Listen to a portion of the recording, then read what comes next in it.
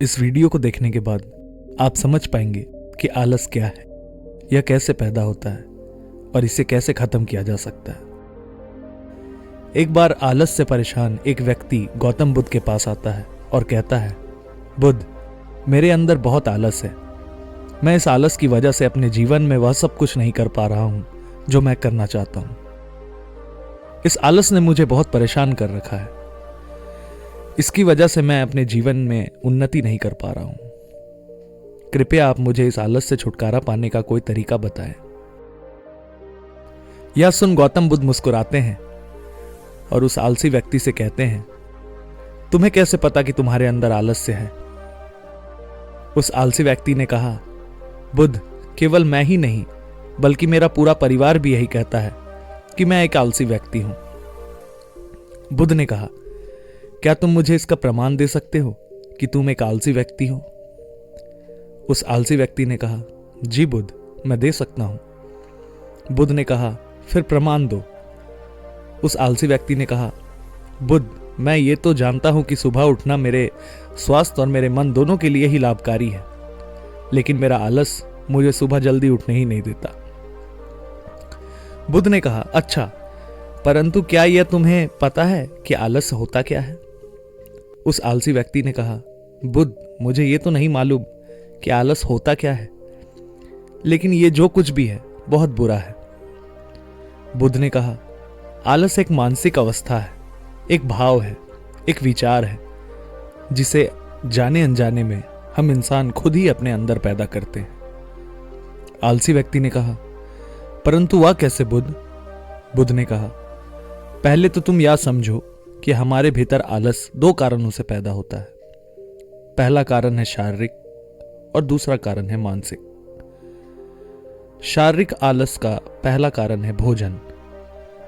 जब हम कोई ऐसा भोजन ग्रहण करते हैं जिसमें खुद कोई जीवन नहीं है, तो यह भोजन हमारे शरीर के लिए बोझ बन जाता है और फिर यह हमारे अंदर आलस पैदा करता है, क्योंकि हमारा शरीर भोजन से मिलने वाली ऊर्जा के सहारे से चलता है और फिर हम इसे जैसा भोजन देते हैं वैसा ही ऊर्जा हमारे शरीर को भी प्राप्त होती है। इसलिए अगर तुम आलस से बचना चाहते हो तो आसानी से पचने वाले और सीधे प्राकृतिक से प्राप्त होने वाले भोजन पदार्थों को अपने भोजन में शामिल कर दो। शरीर के स्तर पर आलस का दूसरा कारण है गलत तरीके से चलना, गलत तरीके से बैठना और गलत तरीके से लेटना। गौतम बुद्ध ने आश्रम के भिक्षुओं की तरफ इशारा करते हुए उस आलसी व्यक्ति से कहा, अगर तुम ध्यान से देखो तो तुम्हें आश्रम के इन भिक्षुओं के चलने, बैठने और लेटने की अवस्था में एक विशेष प्रकार का संकलन नजर आएगा।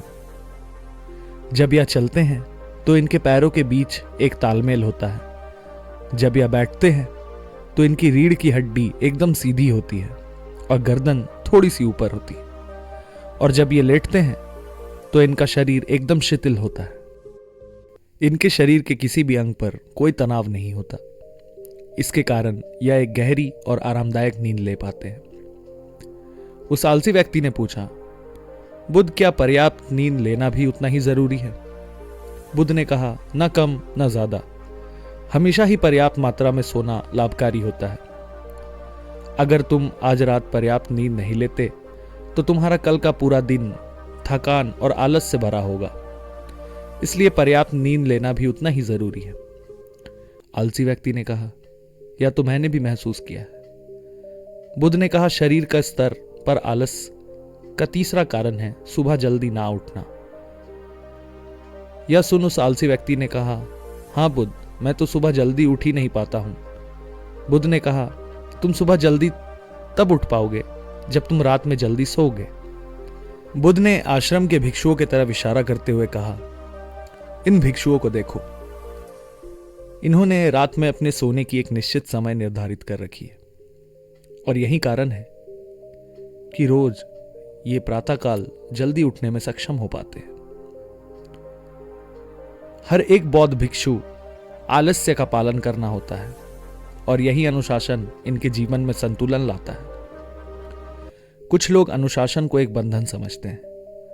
उन्हें लगता है कि अनुशासन होना बंधन है, लेकिन सच्चाई यह है कि अनुशासन हमें बांधता नहीं बल्कि स्वतंत्र करता है।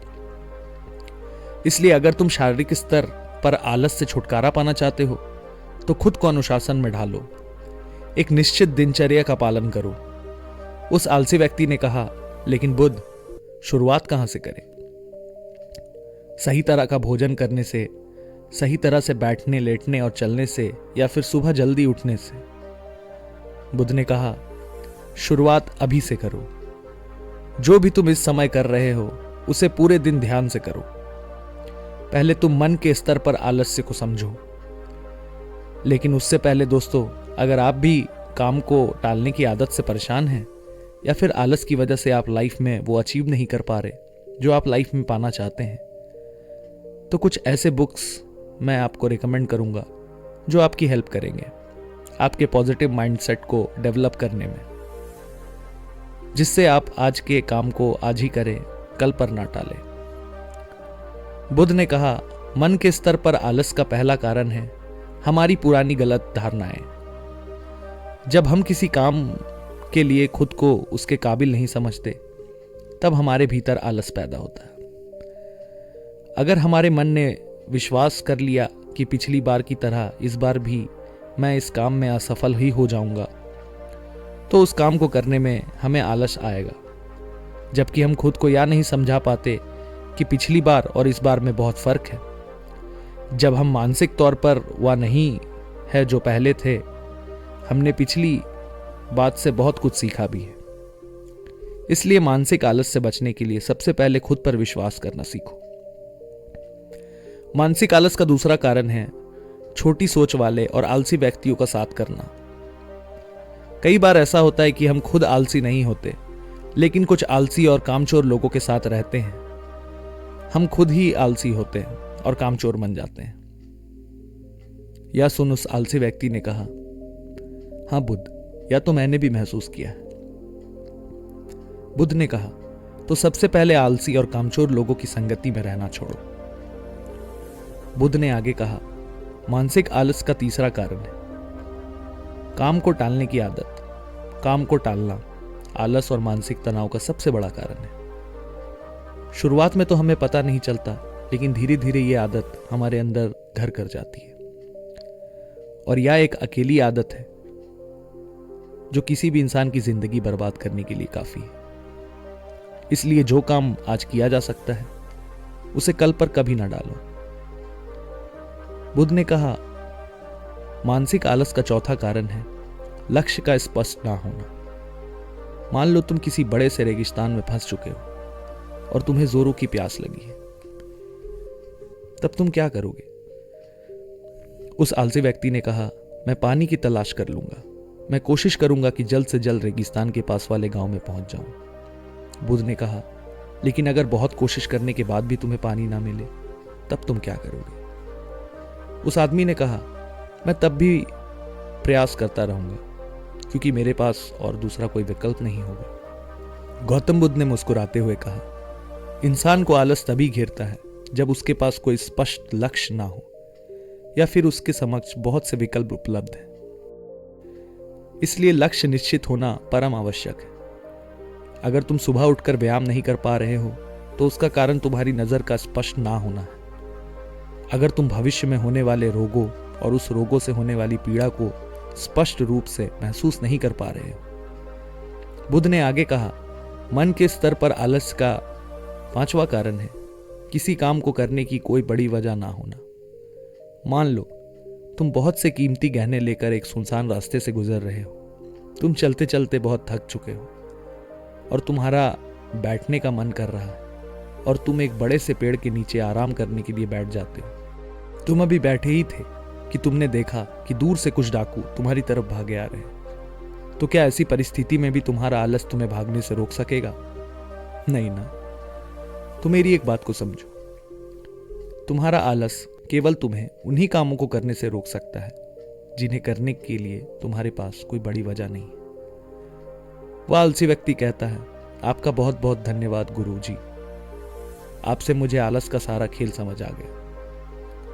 गौतम बुद्ध कहते हैं, मेरी एक बात हमेशा याद रखना, जहां निष्पक्षता है और काम को करने की कोई बड़ी वजह है, वह आलस्य हो ही नहीं सकता।